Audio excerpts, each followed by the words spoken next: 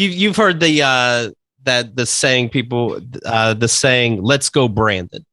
We talked about fairly recently. It was said at NASCAR. It was said "fuck Joe Biden," and a news reporter said, "They're saying let's go Brandon." One of the people driving one of the stupid cars. And you think calling them stupid cars would have got people upset. But anyway, what do you do if your kid's name is Brandon and like they score a goal in sports?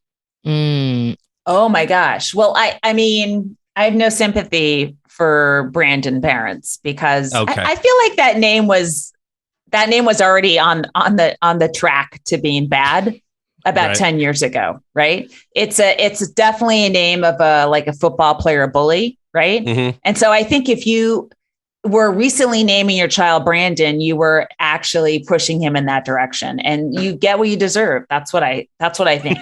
All right. Sounds good. I fact checked that. And that is, all across the board. Mm-hmm. Brandons are assholes.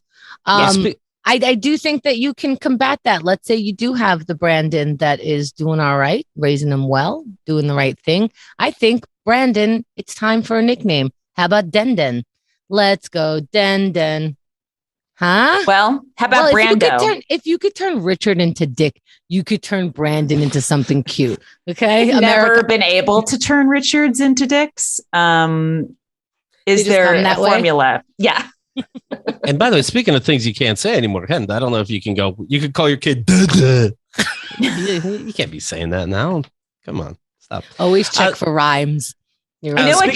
Den seems like an Aiden nickname. I've heard that a lot. I don't know if I think the Aiden moms who are violent will be angry if a Brandon mom would take her nickname. That's what I think. KeithAndTheGirl.com.